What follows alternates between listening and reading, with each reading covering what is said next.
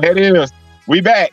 This is another podcast. You're watching the Will Walker podcast. I'm the host, Will Walker. Thank you guys so much for taking time on YouTube. YouTube only. I clip and put it on the other social media platforms. But YouTube to start. I'm really grateful that my man Tony Jones saw the note and he came on time. You know, the rest of them, they straggle in when they get here. That's how that goes. But anyway, podcast 9-1, money well spent. Miami Hurricanes went up to Gainesville. They got a nice win, 41-17. Me and Tony was just talking before I hit that live button, and I said, I'm going to make a lot of Miami fans mad because I am, as you can see, MIA, but this is the Marlins color. But anyway, I love the Hurricanes. I love the Dolphins. But I've been suffering through a lot of years of fast starts and bad finishes. So while that was a nice win against a bad Florida team, that is a bad Florida team. That team, and give Miami credit for going on the road to play at FBS school. You know, that you got to give them credit for that, the same way you got to give Penn State some credit for going to West Virginia. But that's a bad Florida team. That is not the team that won the national title. That's not even the team that Tony played on back in the 80s. That's not comparable in talent. That team is deficient. And Tony, first of all, welcome, my brother. Happy, hope you're enjoying your holiday, your 3-day weekend. So what's been up? Oh, yeah. Hey, man, can't complain. Glad to be here. I enjoyed myself yesterday, seeing old teammates. You know, wish I had a better turnout. I didn't think we were going to win, but I was surprised at what I saw. So for me, it's almost like, why did you even have spring practice the way this thing went? Is he going to make it, Tony, with that schedule? Is he going to make it out of this year? Well, if he doesn't make it, the athletic director should go first because he's the one that supported this guy. What's the conference they were from? That Billy came Billy from? Napier. Sunbelt Billy, I think. So the reality is because he was associated with Saban, he's a Saban disciple. You know, I remember when Charlie Strong was going to Texas, a big wig from Texas said this guy's just a big time coordinator. He's not qualified to be a head coach. And Charlie goes out there and cleans up the program, and they get rid of him. Well, when I look at Billy's a nice guy, but nice doesn't win games. So I had someone to say to me today, well, are you sure you want to do this? It will cost us. I said, listen, it's costing us right now. So that's a lot of money to pay. And yeah, 2028, they say if you do it this year between 24 and 28, we will owe him a lot of money. But why did we go and extend anything or whatever they did to put us in this position? And the athletic director, hadn't been seen, hadn't been heard. Yesterday when I was at the game, I saw Ben Sass. Ben Sass stopped DEI at the University of Florida through DeSantis, and I saw him on the elevator yesterday. I said to myself in the press box, I said, he's in here and he's trying to be incognito. So the freak was on the elevator with us too. And I'm thinking, should I say something? But I didn't. I don't want to cause any problem because, I can get very political. But my point being is the athletic director put us in this position and now we're struggling. And now if you pull the trigger, it's going to cost you a whole bunch of money. And where Florida used to be a destination, I don't know that it's going to be a destination now because after 3 years, we're even further behind than we were when he took over. I agree. So how do you say after 3 years you can't? So I had to tell somebody today, I was like, listen, you can tell me it's going to cost us too much money. It's going to cost us even more if we don't make a change. Nobody's going to want to come here. Sunbelt Billy is just, again, he's a nice guy. But in this day and time, it's about winning. It's not about friendship. It's not about how nice he is. Either you can win or you can't. And both coaches were under the hot seat going into this season. First of all, I mean, this year 3, bro. And it's no more 4 or 5 year programs no more. It's 3. Yeah. That's it. And this is year 3 now. Miami went and spent that money in the portal. That's why I named this podcast Money Well Spent. So far, yes. I mean, this is championship or bust for Miami, and dare to say, not just ACC, because the overreaction train is starting to say Miami looks like a national contender. Pump your brakes. Pump your Pump your brakes. Pump brakes. your brakes. That is Yes. a bad Florida team. And Miami Yes. really, in all honesty, did not dominate them the way a national contender should. I'm not saying that you got to beat them 60, 70 to nothing, but there were plays where Florida just blew it. They flat blew it. Kid open Yes. in the flat, he throws the ball to the middle. Yes. Same route. He looking in the same direction. He throws the ball to the wrong cat. I'm talking about Mertz, the starting Yes. quarterback. Mm-hmm. Then in the cover, I guess you could say high-low cover concept that they had. I don't know why a safety would drift towards a guy that's obviously running a flat out and not Yeah. worry about the doggone skinny post, well, not skinny post, but the flag route. I don't know why he's Yes. not worried about that. And he's the safety. You're the last line of defense. So that That's was a right. gimme touch. That's a gimme touchdown. And then Yep. Miami did some things in that game that made me scratch my head. How do you not leverage the outside when the receiver goes in motion and you play a man? I don't Yep. understand that. I don't know much about football, but I know it Yep. wasn't nobody on that side of that field when 41 couldn't get outside to force him back inside. And he ate the sideline up and he hit his head on the Yep. goalpost. So, there were some things in that game. And then I don't see him getting away. Cam Ward played an outstanding game. He's what he looked like at Washington State. Oh yeah. There's not many games you're gonna get away with throwing that ball back against your body, Tony. Not many Listen, games. when I And I'm saw not trying that, to poo-poo it. I said Florida made some mistakes, but you can't defend what that guy did. No. When he threw that ball back across his body, I said, "Hey man, we're not even gonna get close." I wanted Florida to be respectable, but I'll tell you two things Miami did.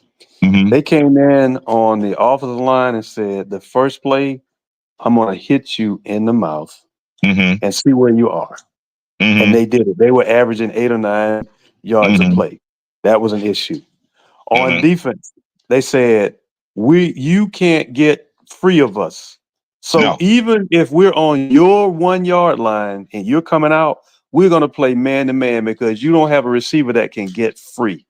And I'm saying to myself, if you put me out there and a guy sitting, I'm on the 1 yard line, And he's sitting man, I'm gonna light you. he's sitting Dude, right you on know you. what? He's sitting right on you. And Miami's got some physical DBs, Yeah. and Florida's whole team just seems soft. So football is about a game of will, bending somebody's will to your own. So their offensive line and defensive line did that to Florida. And when it came to Florida's defensive line, when they put the big guy in there, I said, this guy's only good, the 450-pound, 6'5" guy. He's only good on the goal line. And if you run straight at him, I said, he can't go Yeah. lateral. He So can't go lateral. when you put him in the game, all he does is jack somebody up and pump his Yeah. feet. And That's Cam is it. sitting back there for 7 or 8 seconds. I was like, this is bad. And then the defensive ends would try to stop a trap or a dive play, which is not your play, and Cam scoots out the back. And I'm saying to Yeah. myself, I would embarrass him on national TV. I would say, you're a dumbass. But you know what? It's my fault. I'm going to put you on the bench, and this red shirt freshman, I'm going to let him make that same mistake the rest of the game and let you think about it. The hell with your NFL career. So the reality is, we had Uh-huh. people out there. I was like, so I saw, like I said, Javon Kurtz. I said, Javon, we don't need you out there, Mr. Two Bits. We need you out there to show him how to set the edge. And then Alex Brown comes in. And when I mentioned that to him, man, he had a 20-minute dissertation on what this was and what it wasn't. So, you got a lot of, how can I say, people who are concerned. So Alex said he was down on the field with him. I don't ever want to go down there with him. I'm like, nah, I don't have anything to add to him. But he said he's down there and he's listening to the coach and listening to the coach. He's like, man, what are you doing? He's like, Mm-hmm. man, I'm not necessarily seeing coaching. They're like, hey, come on, guys, let's do blah, blah, blah. I'm thinking to myself, you have to have some passion and some fire in you. And if your kids are not motivated by you, they're going to give up on you. And there were times in the game where I said, these guys not playing motivated football. They're just getting a handle.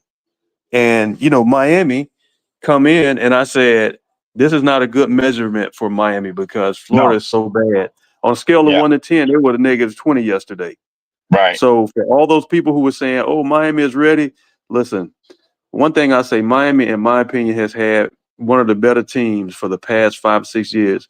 but they lose to people who they have no business losing to, but they beat Amen. people that they shouldn't beat.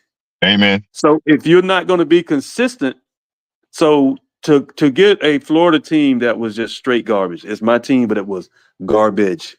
I said the Don't same measure thing. your team. Don't measure your team based on that. You know. Tony, I watched that game with a bunch of Miami fans and a bunch of Gator fans. And after the first series, I said, "This is over." After Miami marched down that field, and Florida helped them with that roughing the passer when he floated about 40 yards backwards and threw the ball barely out of bounds. It barely got out of bounds at the goal line. But Exactly. and Miami scored. I said, "This is over." The difference. The go difference ahead, brother. in the difference in talent was obvious. It was Yes. really obvious. And then Florida's offensive line, I don't know who that red shirt freshman is, but if they don't find somebody that can at least stand in front of somebody, I don't care who plays quarterback for Florida, he's gonna get killed. Because Yes. Barron had a day. This kid had 4 years, and I think he only had like 13 sacks. He had 13 sacks in that game alone, and with 20 pressures, because he kept coming around the edge. And I was like, he's not doing nothing different. He's not doing that.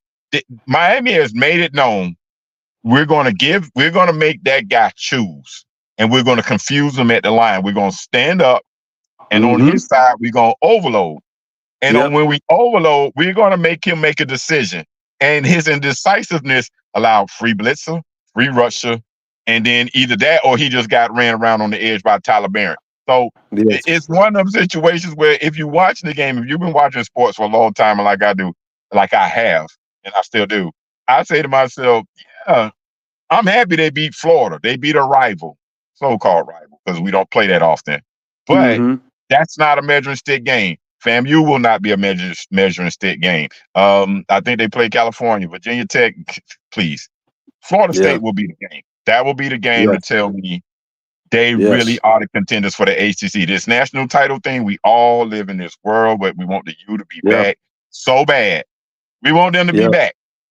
I don't know if the U is back, but I know for one game they beat the Florida Gators, and I'm gonna leave it at that. So, you know, for me, watching Florida's run game and their starting running back Johnson that Napier brought with him, I've never been impressed with this kid. This kid hadn't done anything.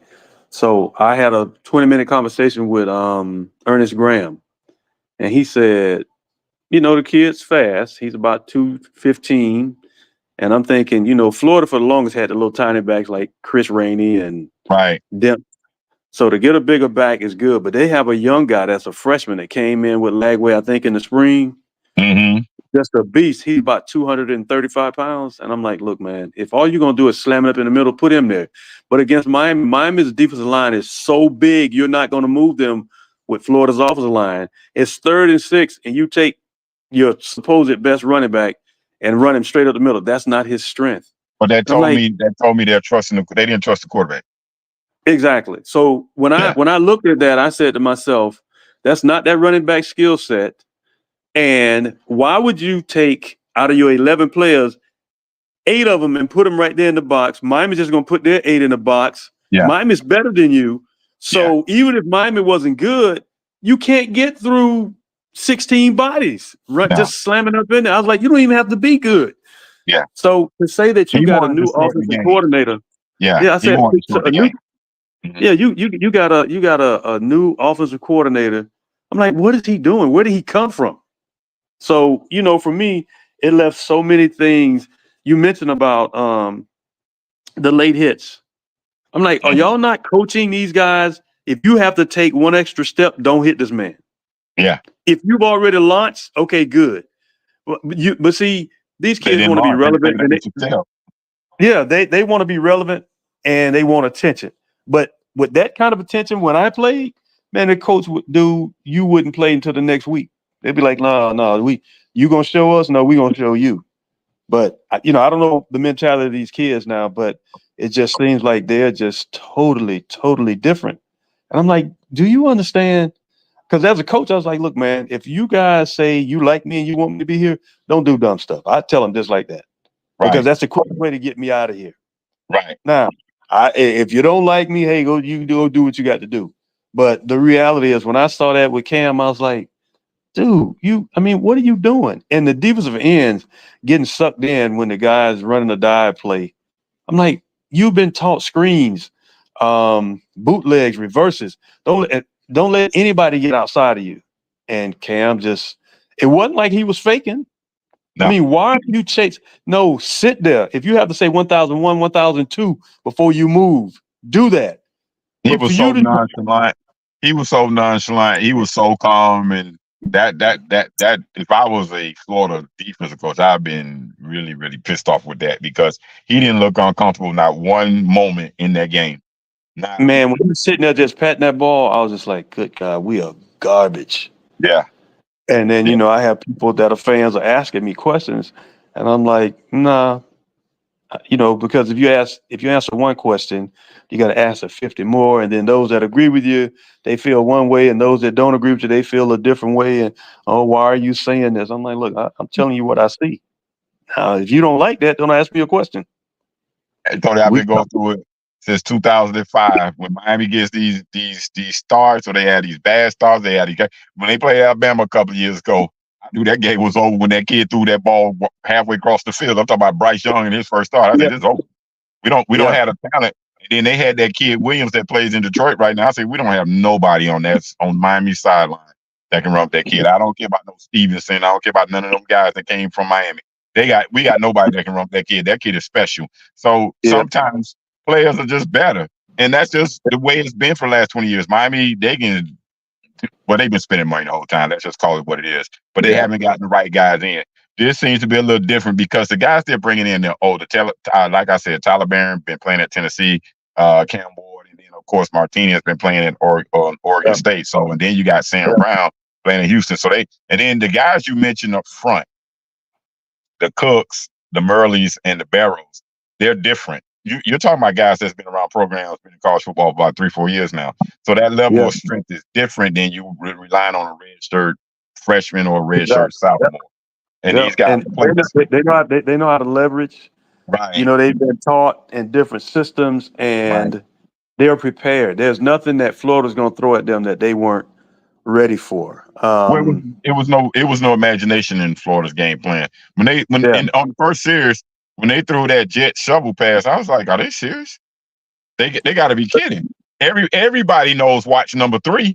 I don't even know Florida scouting report. I don't even know who's the best player on Florida team, but I know number 3 is a very good player. So once he came in motion, either they gonna give it to him or they gonna fake it. One of the two. And really early in the game, you want to try to get him established. So the likelihood of him getting the ball was okay. They gonna get it to him. So you key on this cat. You got to prove it to me with everybody else because ETN is in Georgia now. So you got to prove it with everybody else. You know what's funny to me? With the speed on Miami's defense, it's like an SEC defense. You cannot run laterally against them. You already got 2 guys. The way you have your offense set up, a lot of times you'll run quarters. You got 2 receivers each side. Right. Why do you think you're going to outrun Miami's defense to the sideline? See, with a bully, sometimes you got to try to hit him in the mouth. But we don't have the skill set to do that. No. And if you're going to the sideline, cut back. And it's like, man, you cannot be this slow with it against a team like Miami. And Miami's got the size, they have the speed, and they have the attitude. So Kelvin Harris, who plays center at Miami, he busts my chops all the time. And he's a funny dude, man. He is a funny dude. He should be a comedian too. But he's spot on. And he loves Miami. Even if Miami is not going to be good, he comes out every year and he's so positive. And he's a good one. I caution him to be like you. I'm like, dude, this is not a good measuring stick for Miami because when you get in the heart of your ACC schedule and you have one slip. So Miami has shown that if they're the Miami that we want them to be, they are world beaters. But if their mindset is not right, they'll go in there and flop. And you're like, man, what the heck is going on? And Miami used to be a team, if they didn't play good in the first half of the first quarter, they can figure it out. Yeah, they can figure it out. Or the second quarter, they can figure it out. And it's like this team, if it goes bad against them, it's almost like, oh, woe is me. I can't. And I don't know that team has developed past that yet. It's an easy thing to say you did against Florida because playing Florida was like playing the school of the deaf and the blind, and not no insult to the deaf and the blind, but it's like me watching that yesterday. Like I never walk out on my team. I watch till the end, regardless of what's going on. But just having communications with guys that have played us, like, man, this is so painful. It was painful, and I'm a Hurricanes fan. Like I said, I watched it with some Gator fans, and I told them, y'all got listen. After looking at that schedule, I said, man, y'all lucky if y'all win 2-3 games this year. I'm telling you, that is ugly. But we gonna move on to some other. Yeah, this guy has not improved anything. We've been worse than what we were when he came in. Yeah, y'all don't look good at all. But I tell you, two teams that looked real good yesterday, and one of them I really can't stand. That's Notre Dame. That was an impressive win, even though it was just a 10-point win. That was an impressive win to me at Texas A&M. I tell you this much: they hyped up Notre Dame secondary. It is legit. That is legit hype. I don't know if the guy that's opposite of the kid that's supposed to be the number one, that's supposed to be the best corner coming into the draft next year. He's good. That kid is.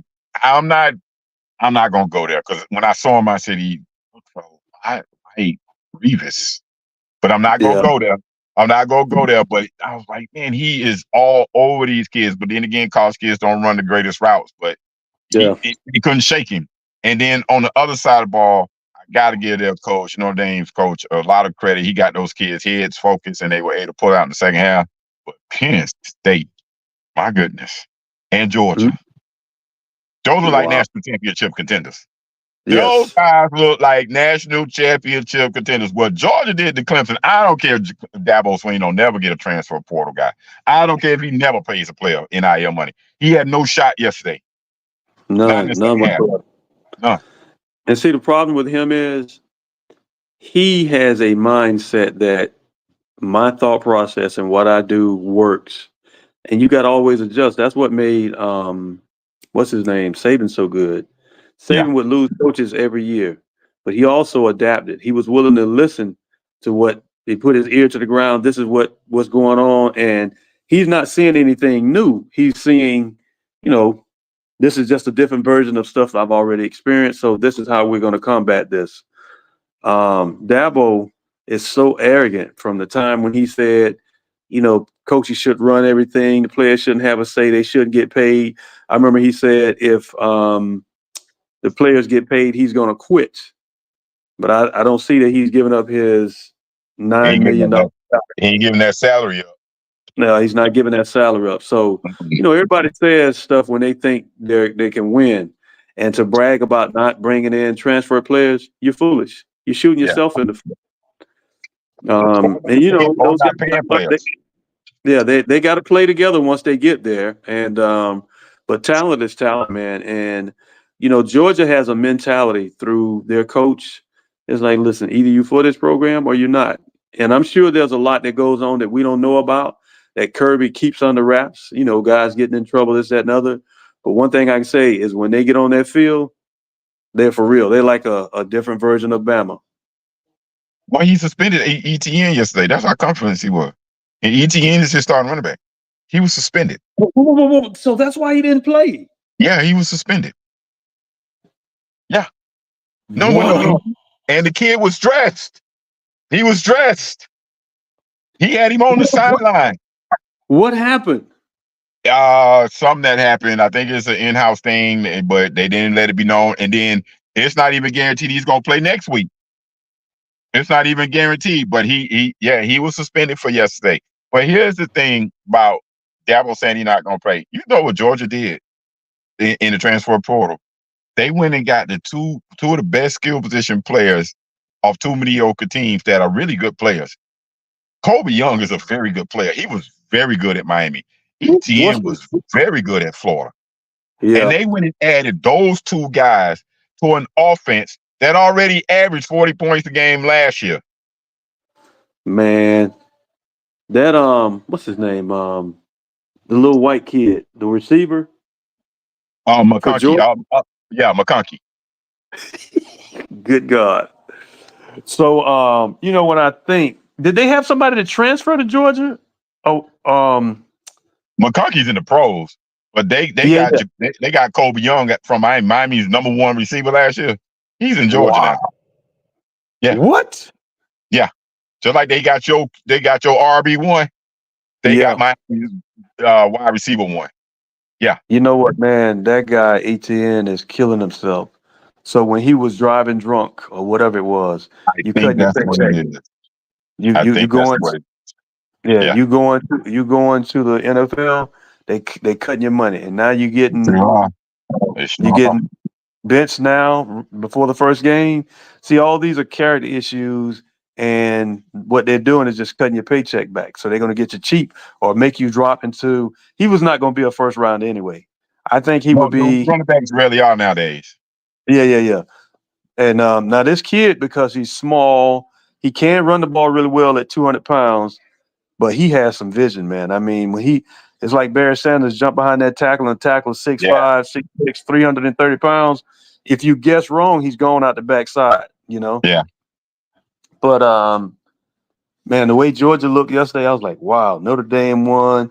And with Clemson, the first several minutes of the game, I'm like, hey man, what is Georgia doing?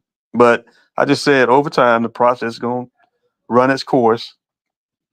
And, for Clemson to lose the way they did, I used to watch Dabo's, I guess, coaching show, and he used to just go back and forth with people. It's to the point now he won't even take questions. He got so mad one time. He said, "I tell you what, if y'all don't like me here, y'all get the money, and I'll go somewhere else. I'll go where I'm appreciated." I remember when they used to be talking about how he was going to go to Alabama. Man, Alabama ain't about to get you. Nah, And they wouldn't got a guy from so, Washington. yeah, so the guy from Washington, and the fact that you played at Bama and that you beat Bama while you were at Clemson, that speaks volumes for you. But your attitude, man, you so cocky. You think the whole thing is about you.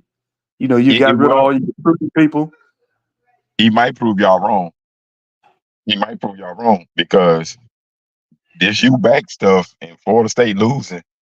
Listen, the ACC's wide open. There's 5 teams: Yeah. UNC, NC State, Miami, And Clemson, I just and hope Florida Miami State. don't suck. God damn, I would love to see Miami win the ACC for the first time. Listen, It's Florida listen, State ain't it's no joke. to me that is mind-boggling. That's mind-boggling to me. As great as Miami has been in its history, that it's never won the SEC. I mean, ACC. Yeah, That's but crazy. Florida State, when they came in, they came in '04. They were Mm-hmm. still the roster was declining. So the Yeah. first year they came in was the best year, but they lost to Virginia Tech. Virginia Tech also joined. You got to remember, Virginia Tech was Yeah, one of those that's right. teams that kind of stayed level. So they were the Yeah. team that Miami should have been. So they stayed there. Then Florida State got dominant. Then Miami couldn't compete because the recruiting was just lopsided as heck. And then Clemson got dominant. So Miami never could compete with those 2 programs as far as putting that pro level talent on the field. Yeah. Although all them recruiting rankings kept saying they're getting this guy, that guy.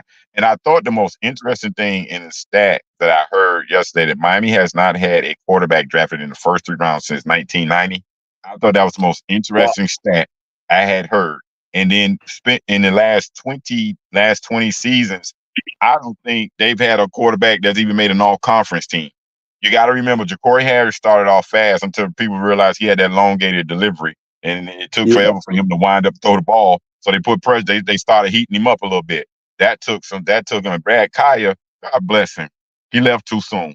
I think he should have Yeah. stayed, but he got bad advice, or maybe he just got tired of what was going on with Al Golden, and he left. And Morris had a cannon. And he had a Yeah. cannon when he threw a 2-yard pass and when he threw a 50-yard pass. He just didn't have Yeah. much touch on his throws. So these guys were not professional level quarterbacks. They were good for spots. That's Yes. one of the things that set the difference. People can say all they want about Tim Tebow. They can say all they want. He couldn't throw the ball, he can do that. But he was a great leader, and he was not only was he good in spots, but his legs could kill you. His Yeah. legs was the most, and then on top of that, you put all that superior talent around him. So Miami Exactly. didn't have when you don't have superior talent around a quarterback, and then it falls on him. He's in trouble, and he's not a superior talent. Kevin was a superior talented dude. Yeah. That dude. Yeah, I You don't know know what? what the He's scouts are going to get the. looking for. I don't. What are the scouts really looking for? Because maybe it's to get him out of it. Maybe they look at he throws that ball back against his back in the middle of the field too much. They don't like that. They want him to get away from it, sit in the pocket a little more, throw the ball from the pocket. But Yeah. For me, that can be a knock against him, but he's so talented in so many other ways. It's almost like Anthony Richardson. I think Cam is going to be known more for what he does at Miami than he was for Washington or any other place that he was at. Miami is going to be the biggest platform that he's played on and the most exposure that he's going to get. And I think he relishes that. And he's got some talent around him. The only thing I see him struggling in later on is I think your biggest receiver is it the guy number 7? Not the biggest, but the most productive. What's his name? I mean, that's the most reliable. Restrepo's his most reliable guy. Yes, man. He's a bad boy. My concern is if you stop him, and Miami used to be known for having tight ends that could offset it. How does he react to that? But you guys have back. They got 2 youngsters that's gonna have to grow up. Arroyo and Lofton are gonna have to grow up. They're physically. Now Arroyo was the name I heard yesterday. Yes. Yes. They're physically talented. They just don't have the experience. They would have to grow up very quickly to take some of that pressure off of him. Arroyo looks like Jimmy Graham. I agree with the announcer when he said that. Yeah, that's exactly who he reminds me of, Jimmy Graham. Yeah. And Lofton, Lofton could be like the guy y'all had there a couple of years ago. Yeah. He could be like that. That guy's he's a freak. He's a freak, freakishly talented and big boy with speed. Looking at your defensive line and looking at your offensive line, they're not just big and strong, they're athletic and they got that fast twitch where they can manhandle you. If all of them are hitting on all cylinders, FSU, I don't think is going to be a challenge to you guys. So the only way they play the game like they played against Georgia Tech. Yeah. So my concern for FSU is they lost a lot last year and they're projecting what they did on these new guys. And I'm like, you can't do that, man. I'm telling you, it's not the same. That guy is not. I saw a lot of blame go towards him last week. The quarterback, Uyi Angalale. I saw a lot of that, and I'm like, why? He is who he is. You knew that before the game. Thank you. He's going to throw. He's going to make the high percentage play. He's going to throw to the check down. He struggles pushing the ball down the field. That is just who he is. That's why Clemson with Klubnik over him, and that's why he went to Oregon State. But see, we know the Pac-12, Pac-16, whatever they call themselves at the time, don't play defense. You know what I'm saying? That's why it was so interesting what Cam Ward's going to do. But this kid is who he is. And you're asking him to replace Jordan Travis, one of your best quarterbacks in school history. That is, you can't play Jordan Travis's offense with this kid. You gotta cater to his skill set. And you know what? He does not want to run. Running is his last option. Where Jordan Travis would run, and you think he's gonna go, he stops short of the line of scrimmage and throw it behind you.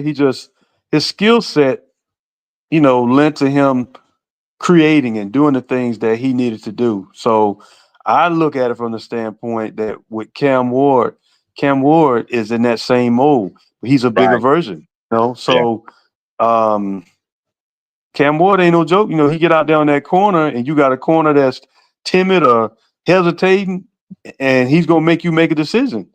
If you come up, he's gonna drop it to your head. If you stay back, he's gonna run for the first down, or he's gonna make it hell for you to tackle him. When I saw him, I think y'all got to go with the youth movement, man, because this season with that schedule, they might well take their lumps. That's what we said in 05. That's what we said in 05. In 05, when Miami brought that number 3 recruiting class in, and that was Randy's second year, you might well take your lumps, bro. Go ahead and play them young dudes, man. Play them freshmen. Get that help down the road, but take your lumps. If you don't play Lagway, somebody's going to give him $1 million, and he's going to leave you. So think about this. Last year when we played FSU was saying, hey, man, our quarterback was hurt. Hell, Mertz was hurt. They had to put a true freshman in there. That true freshman is never going to play again. Think about that. So Lagway comes in the spring, and if you don't play Lagway, somebody's going to get him. So he's going to have to go in the game at some point anyway.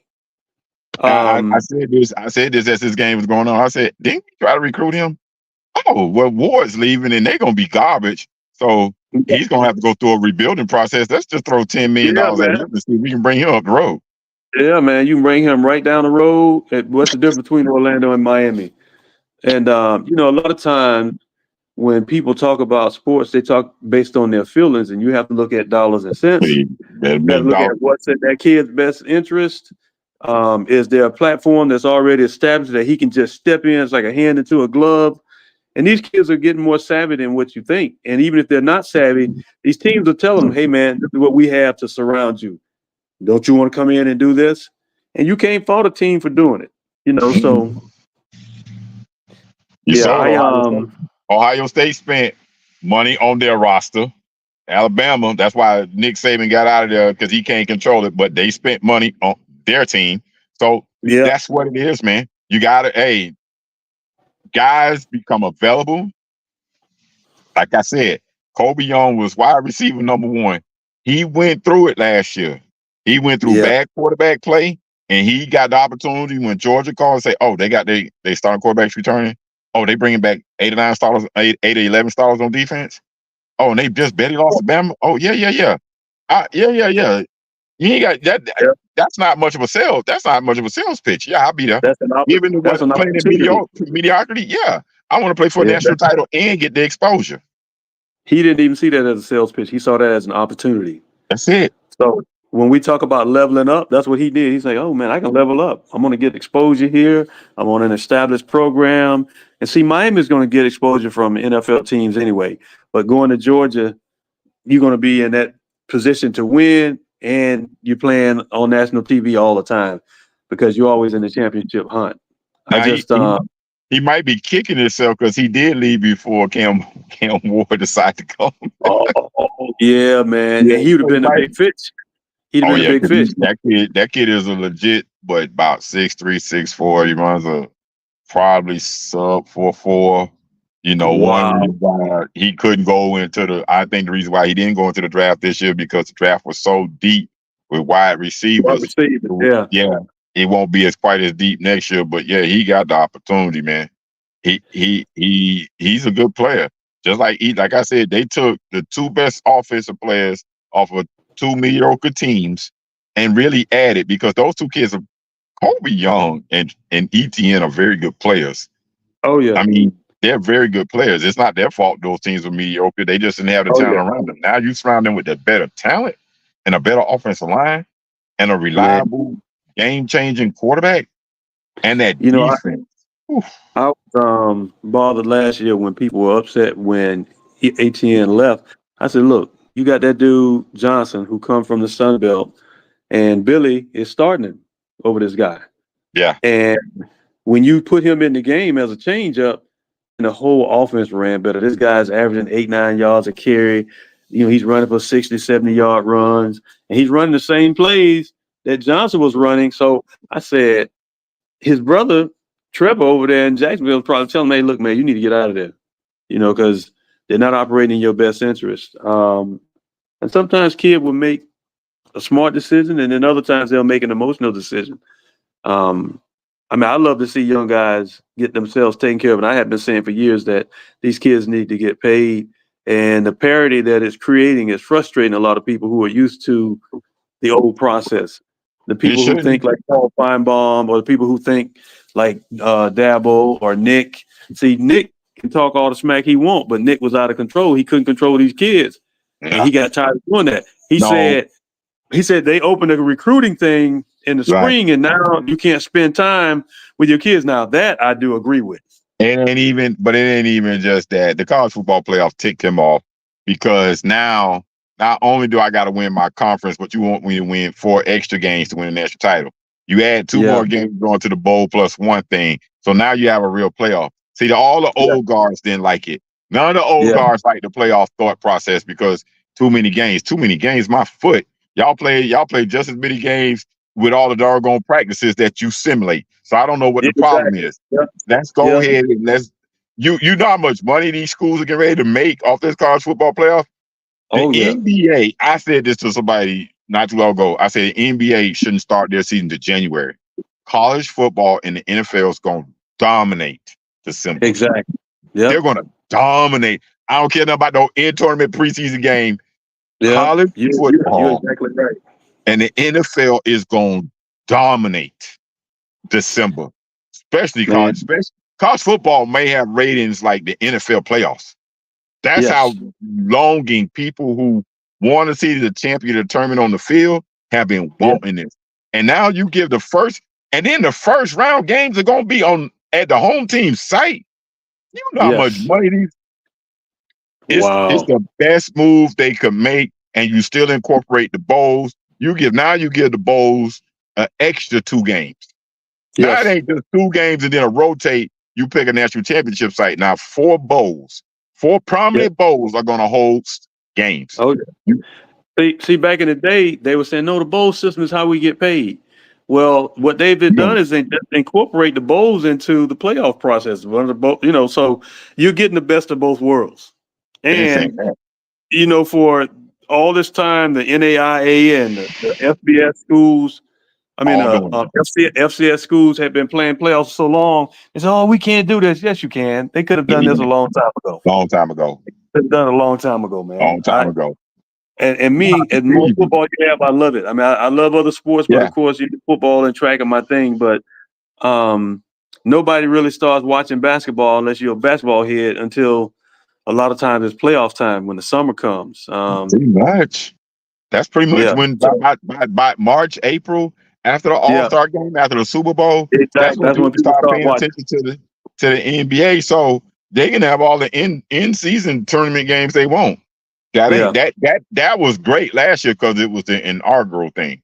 I don't know how that's going to work this season because college football playoffs in December is going to dominate the ratings. Dominate the sports landscape along with the NFL because the NFL is going to be closing their season. So you couldn't.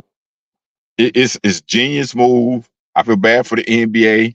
It's just one of them things to where you better hope your global market is able to kick in and keep them TV deals up or justify that money for the TV deals. And this is going to be the first year of that 12-team deal. Man, 12 teams. I can't wait to see it. And people are expecting all this great stuff. I'm like, look, man, these smaller divisions been doing this for the longest, man. I mean, I've watched their games like that. I mean, even for me, I'm not a fan of those teams, but I love football so much, I go and watch those games. And you'll see people at that level that you realize, hey, man, they play in the NFL and they end up getting drafted. Or even coming there as a free agent, they make it, What do you think about your boy, Deion team struggling with FCS 9-time champion North Dakota State? Is North Dakota State better than what we thought? Or is Colorado just the same team they were last year? Well, I would say in support of Deion, North Dakota State puts a lot of people under duress. What that tells me is they have a process and a coaching staff that's been there a while that has built a standard or established a standard. Now, the next thing I'm going to say is when you're Deion, you're going to have that target on your back. And you set a standard for yourself, but your team has to meet that standard. And you can't afford to have a letdown because for whatever reason, society doesn't always like to, see the brother do well. I'm friends with him, love him to death. I want to see him do well. I think to struggle with that, the thing that saved them, in my mind, is his son. That dude can make some plays, man. And to have 30 of 32 NFL teams there, who they're there to see. So the receiver, I don't think he's not NFL material as a DB. He can be a Devin Hester back there when you need him, but he is definitely qualified to be a good receiver. Now, I thought he was about 6'3". They tell me he's about 6'1", 185. Yeah. You're not going to run through people in the NFL. So if he ran into me in the NFL at 5'10 and a half, 5'11", running 4'2", I'm going to be in your chest. I ain't giving you a chance to do that. You're going to be fighting with me from Jump Street. I'm trying to distract you. And you're not going to outrun me. The best thing you can hope for is you can push off of me or it's a jump ball and you can out-jump me. Right. But the NFL, people are getting paid. And when they get paid, it's like, no, dude. I remember getting told by a guy, he said, man, fuck you. You ain't paying attention to me. I ain't helping you, motherfucker. I got 5 kids. He said it just like that. I was like, man. And I wasn't paying attention in a meeting. And I remember Charlie Waters, my DB coach at Denver, saying, son, that kid is on the bubble, or that man's on the bubble. And you're the reason he's on the bubble. So don't expect him to help you. And then he started telling me, and he told other rookies, he said, if you don't learn your shiggity, I'm going to cut your ASS. Wow. That's all I needed to hear at that point. But once these guys get paid, I think that boy is going to be in the top 5 pick, the receiver.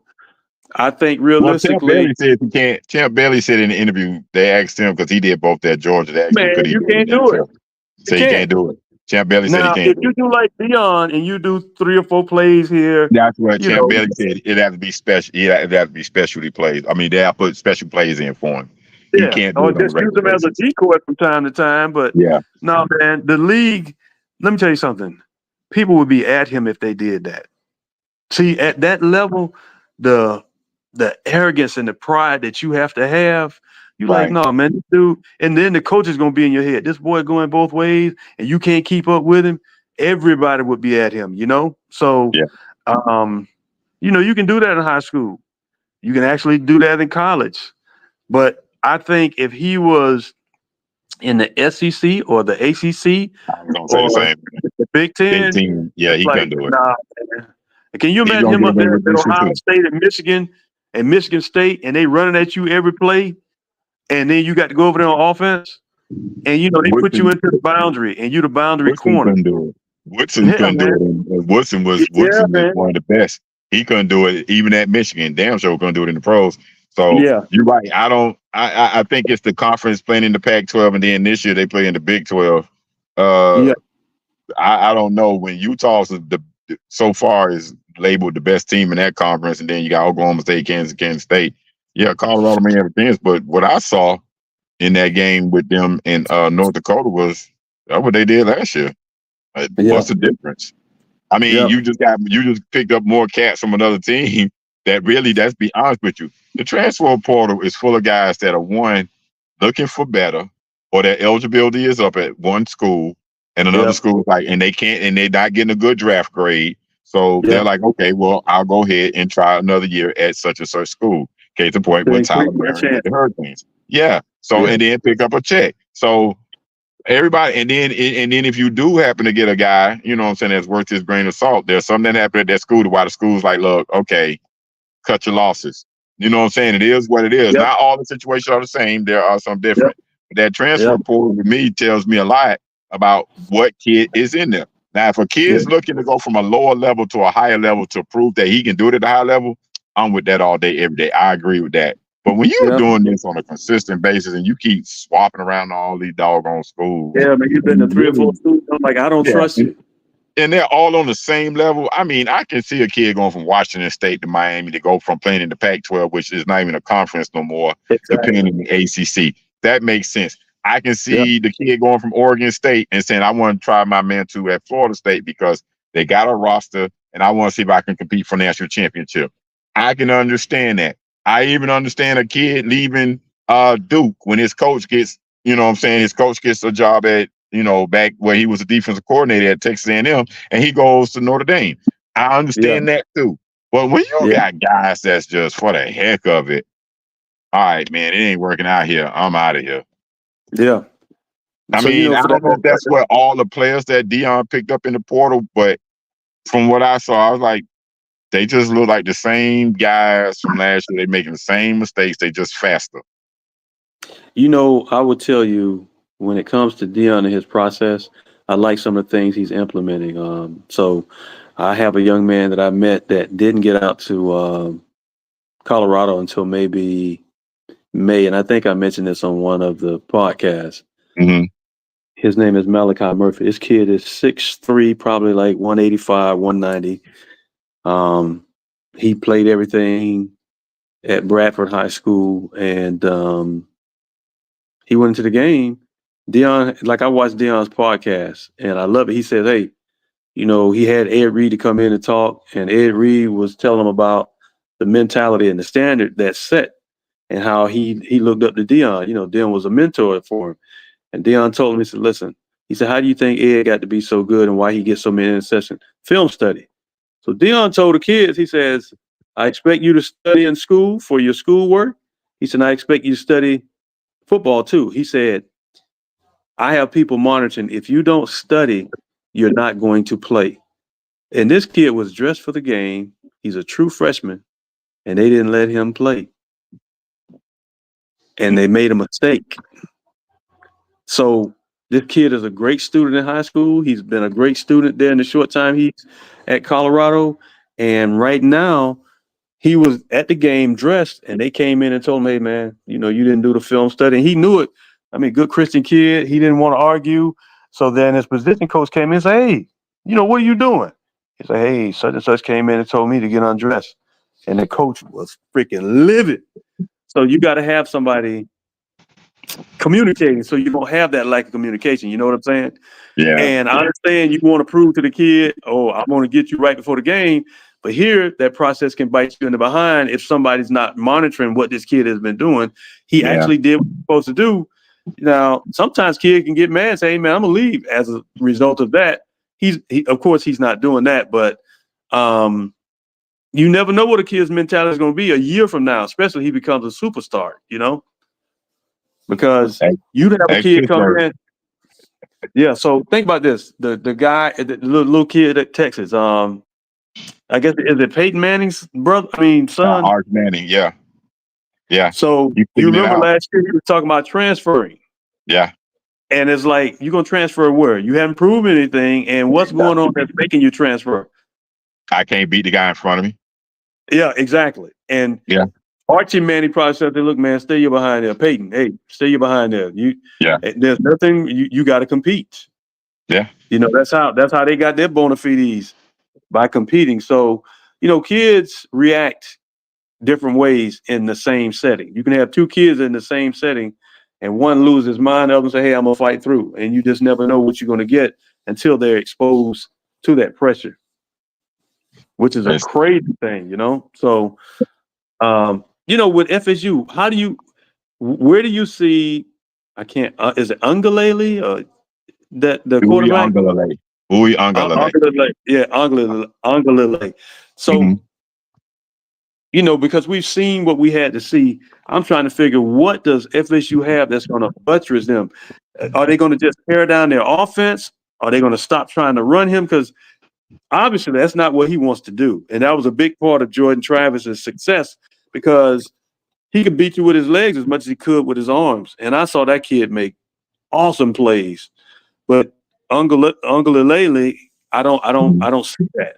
It's almost like he's got to be put in the perfect situation to succeed. And that's not knocking FSU. That's just saying the quarterback. And people are expecting him to be the next Jordan Travis, and that's just not going to happen. Well, your fans are delusional. That's why they call fanatics. They're delusional. They expect everything to go the same way, seemingly the same way. They believe all these publications that tell you all these kids are this, that's that. They're a good fit. You don't know nothing about what's going to happen until the games are played on the field. But again, I'm going to say the same thing. Just 4 years of tape on this kid. You know what he is, and it wasn't his fault last week. One of the things that happened was Georgia Tech realized that, you know what, after they got just ran over on that first drive, they dropped the safety in the box and said, we're going to make him beat us. And then we're going to make your play call and be more creative. And your play call, you don't have that wide receiver that you had last year. He's in Buffalo now. So you're not. And then the running back that was special, he's not there. So now you got a whole new skill. You got a whole new set of skill players. Let's see what you can do. Now we got that your offensive line can do it, because you just mauled us and went down the field in the first possession. Now let's make this kid. Let's see. Because the tape says if we make him hurry, if we speed him up, like we can do any quarterback that is not special, that is a game manager, that needs special, like you said, that needs special situations to happen, you know what I'm saying, or great talent around him, he can't beat us by himself. And he struggles to throw the ball down the field. It's that simple. It's not that hard. These coaches make y'all think that it, you know what I'm saying, it is a hard thing with all these schemes, but sometimes it just comes down to mine is better than yours. Yeah. You know, the crazy thing is, and that's the thing. that guy with his measurable, if he goes to a combine, people have seen his film, but based on his build, if he could throw the ball downfield, somebody would draft him and probably keep him on the roster He and say, can "Hey, we throw it can develop." downfield. He can. He's just not accurate with it. He's just not. No, he can. Seriously, he's not Tua. I mean, I know they're both, Pacific Islanders, but he's not Tua. He actually has Yeah, an I got arm. It's just not accurate. That's the you. I problem. got you. And another thing, sometimes you gotta throw a guy open. That don't seem to be Yeah, his thing. That is exactly. why. Listen, Dabo is a lot of things. Dabo's about winning. You got to remember Yeah, the kid balled out that year. Trevor Lawrence. Now give him that. Now that year, Trevor Lawrence got hurt for those couple of games, and he came in, especially that Notre Dame game. He played well. He played, but yeah, look at the talent that was around him, though. That yeah. was some very good talent. Now the next year, when he's a starter, the talent diminishes, and then they bring in the number one quarterback. Boy, that pressure started to heat up, and then Oh, Dabo surfing. I got a guy over there that can really spit it. I got a guy over there that can really spin the ball. He can really throw it. Now the yeah, kid's pressing himself. So yeah, you got a lot of the makeup, and then boom, he's replaced. Klubnik's the starter. You know what I'm saying? Even as a true yeah. freshman. That makes things, you know what I'm saying? The kid had a lot going on. It's You still, know, man, he went to Oregon State. Give him credit. He went to Oregon State, resurrected himself, got a chance to come back to the ACC and play. But I didn't see anything different when that kid played in that game against Georgia Tech that made me say, oh, he's changed. He yeah, ain't changed. That's why it's the same thing with Cam Ward. The reason Cam Ward didn't go to the pros because Cam Ward got that draft grade. At first, he was stalled in Miami. He got that yeah, draft grade. They said, listen, work on this, work on that, work on this. He said, well, shoot, I'll take the $8 million or whatever the amount was from Miami. yeah. I'll go there and Hmm. play, and I'll work on it, and okay, I'll show them. Same Yes, thing happened to Uwe Agalale. You know what I'm saying? It's the same thing yeah. that happened. He had to work on something. If not, he'd be in the pros. You Waste his know what? time in college. I love what you said. There's a certain skill set that you mentioned that just stands out to me. Certain quarterbacks can throw a receiver open, Yeah, he can. but you have to have a skill set like a not necessarily even a Brady. Because a guy that think about this, that guy Ty Detmer when he was at BYU, he could throw Uh, people open. They yeah, threw to the spot, and if yeah, the receiver wanted to make his salt, you yeah. had to get to that spot. There you go. So that quarterback's not going to throw it where the DB can get it. He's going to throw it where you can get it. Yeah, And some guys don't understand that concept. It's like, dude, you might have an average arm, but if you can throw a guy open, Tom Brady didn't have the best arm, but man, he put that thing in a spot. He had a conversation with you when you give him the shoulder. I mean, it was like he was a receiver expert. This is what you need to do. Give him this, shake him here, settle. And they practiced that thing 1,000 times so he could throw it in the dark. all-time great wide receiver, because I never played wide receiver on any level. I never played football on any level, but all-time great wide receivers, Michael Irvin, Chris Carter, say the one thing they like about Tua, and I'm a Tua hater, I will go there, but the one thing they Yeah. like about Tua, he throws a ball that talks to you. The ball, when he throws the ball a certain way, he's telling you, look, I'm trying to stop you from getting your head knocked off. Or I Exactly. need you to I Yes. saw that yesterday in that game with Miami, to where everybody's saying Miami, the one wide receiver, Restrepo that you're mentioning, Yeah. he had a great catch. Well, what the ball was telling him, I'm trying to save you. Stop.